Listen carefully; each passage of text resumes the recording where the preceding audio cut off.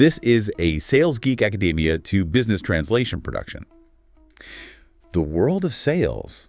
Well, it feels like it's spinning faster than ever, doesn't it? Absolutely. Just look around. Automated agents are everywhere. Chatbots on websites, AI drafting emails. Even tools helping figure out offer specifications. Exactly. And it really begs the question, especially for anyone leading a sales team, is that human touch still the ultimate secret weapon? Or are the bots, with their relentless efficiency, actually better sometimes? Right. And what happens when you try to blend them? It's a huge question. It really is. And it's not just theoretical anymore, is it? It's a practical challenge companies are facing right now. Making smart choices means understanding how customers actually react. Not just guessing. Definitely not guessing. Which is precisely why we're diving deep today. We've got a fascinating piece of academic research that tackles this exact issue. Our mission is simple. Cut through the academic jargon, pull out the core findings, and translate them into insights you can use, like right now. Yeah, make it practical for building a better sales engine. So tell us about the source. Okay, so the research comes from a paper called Human versus Automated Sales Agents: How and Why Customer Responses Shift Across Sales Stages. It was published in Information Systems Research by Martin Adam, Konstantin Roethke, and Alexander Benlian. And what makes this really solid is they didn't just, rely on theory. They ran 2 studies. 2? Yeah, a real-world field experiment this was, with a European pharmaceutical company, and a complementary online experiment. So you get both the controlled setting and the messy reality. Exactly. That mix is crucial for seeing what really happens. And what they found. Well, it wasn't maybe what you'd first think. No, it definitely challenges that simple idea that one type of agent is just better. The core surprise really is this. The best agent, human or automated, it depends heavily on where the customer is in their journey. So what works great at the start might actually bomb later on. Precisely. It can completely flip. Okay, let's unpack this. So companies are rolling out these automated sales agents, ASAs. Right. Sometimes alongside human sales agents, HSAs, or even trying these hybrid HSA, ASA teams. But the researchers saw a gap. We didn't really understand how customer reactions change as they move through different steps in the sale. Yeah, it's not just one big yes or no. It's a series of smaller decisions, right? Yeah, okay. Makes sense. So what stages did they look at? They focused on 2 really crucial early stages in email sales initiation. Think B2B outreach. Okay. Stage 1, initial interest indication. This is that very first step. Does the customer even reply to your outreach email? Click a link, show any sign they're interested. That first flicker of life. Exactly. Then stage 2, contact information provision. Okay, so they did show interest. Now you need to move towards a meeting. Right, you need their phone number or confirmation for a call time. Yeah, it's another decision point, requires a bit more commitment from their side. Got it.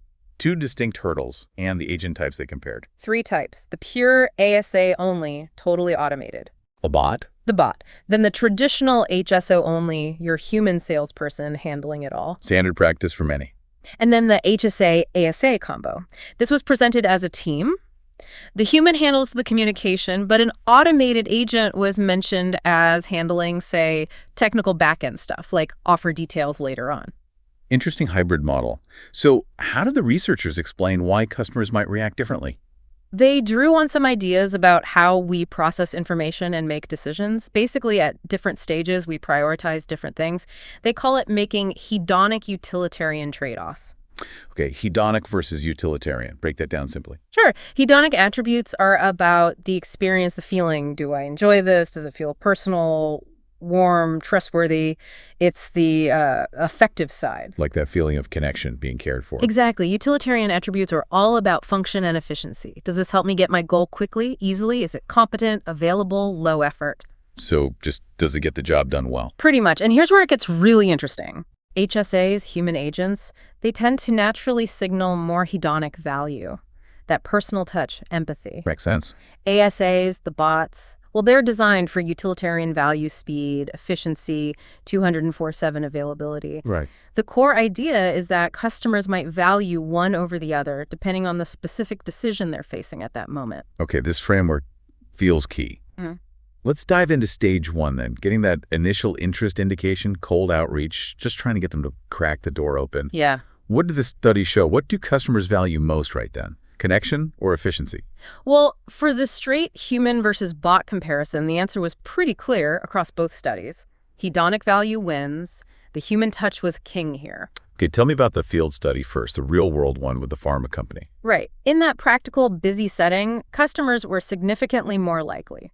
We're talking about 63.6% more likely Wow. to actually respond to that first email to show interest when it came from a human sales agent compared to an automated sales agent. Yeah. Over 60% higher response rate just by being human. Yeah. That's massive for top of funnel. It's huge. Now, what's also interesting from that field study, the HSA-ASA combo, the hybrid, Yeah. it didn't show a significant difference compared to the pure ASA only. It basically performed like the bot in getting that first response. So in the real world, the hybrid didn't really get that human boost in stage 1.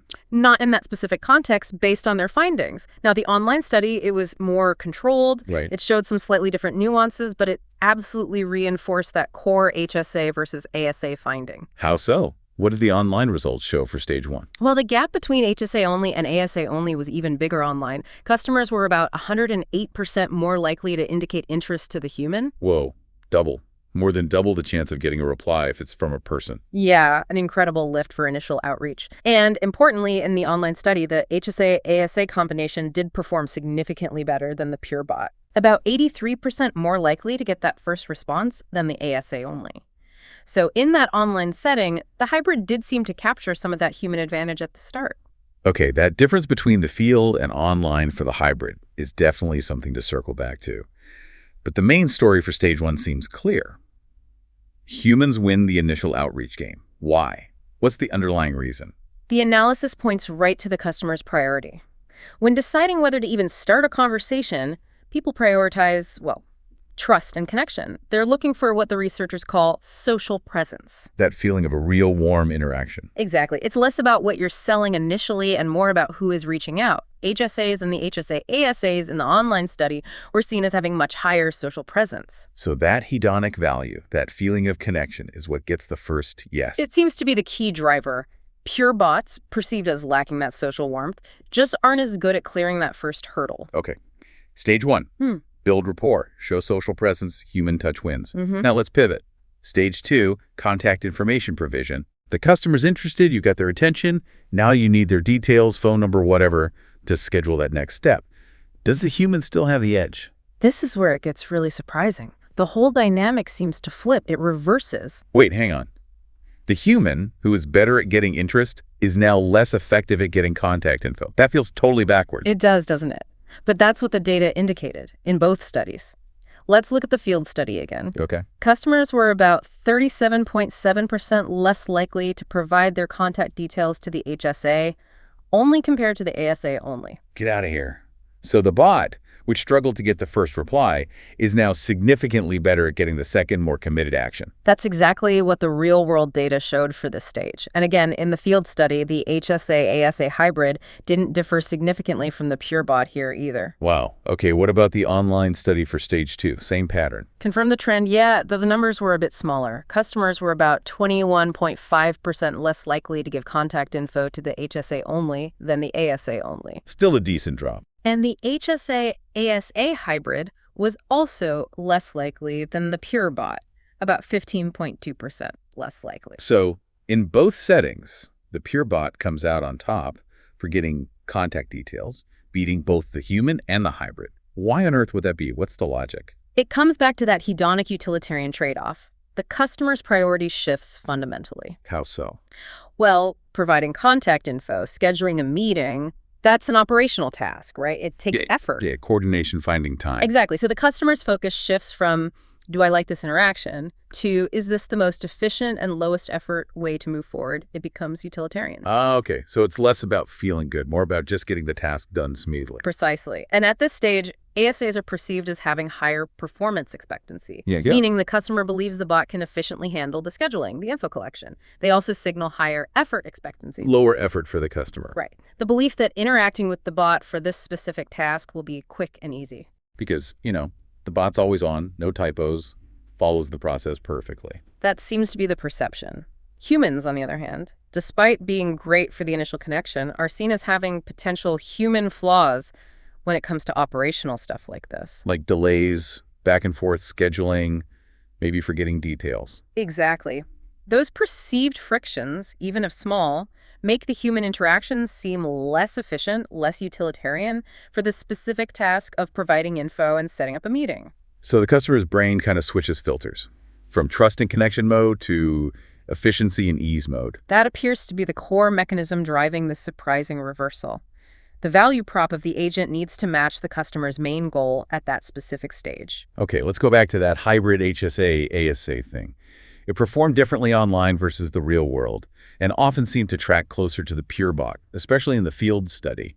What did the researchers make of that? Yeah, that's a really important nuance. Their interpretation points towards context, specifically the cognitive load on the customer. How much mental energy they have. Yeah, basically, yeah. What's fascinating is that in the relatively clean, controlled online setting, people might have had more bandwidth to actually process the description of the HSA-ASA team. To understand the human for talk, bot for tasks idea. Right, to maybe appreciate that combination, getting the social presence from the human part initially, but maybe also seeing some efficiency benefits later. But the real world is different. It's messy. In the middle of a busy workday with emails piling up, customers might just not have the mental space to fully unpack that hybrid structure.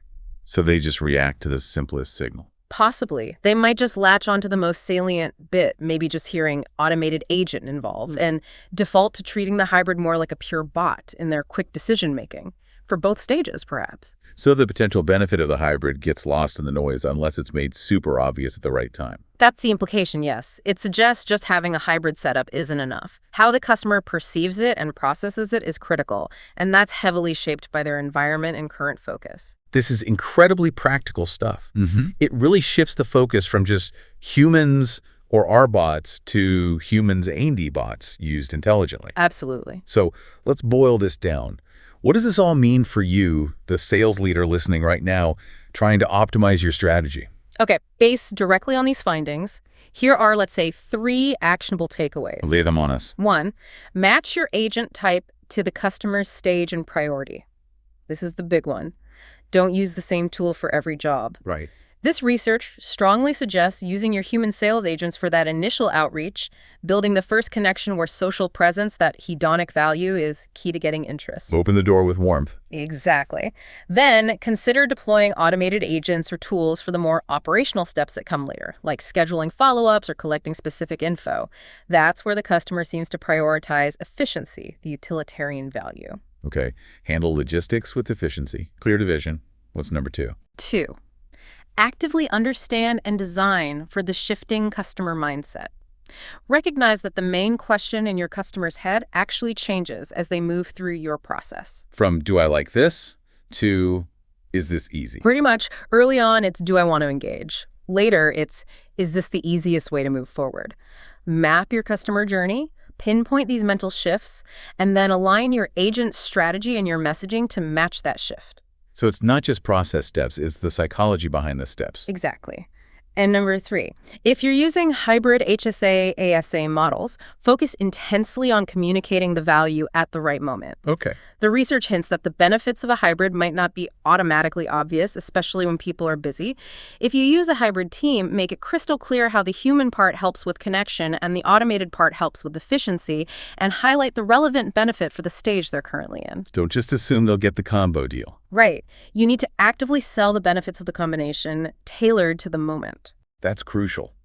The success of a hybrid might really hinge on explaining its value clearly and contextually. It certainly seems that way based on these findings. This deep dive, it really drives home that optimizing sales isn't just about slapping automation onto tasks. It's about strategically deploying the right kind of agent, human, bot, or maybe that well-explained hybrid to perfectly align with what the customer needs and values at each specific point in their journey. Yeah, it really underscores that understanding customer psychology is still absolutely fundamental, no matter how fancy the tech gets. It really does. And it leaves you thinking, doesn't it? Yeah. What about dynamic handoffs? Could a human send the first email, get the interest, and then an automated agent seamlessly takes over just for the scheduling part? Leveraging the perceived strengths of each at the optimal time. Exactly. And how will all this change as AI gets even better? As bots get better at simulating warmth and customers get more used to interacting with them? Will these lines blur even more? Those are the big questions, aren't they? Pushing us to keep learning about this human automation dance in sales. Well, that's our deep dive for today. We really hope these insights give you a new way to think about your own sales processes and agent strategies.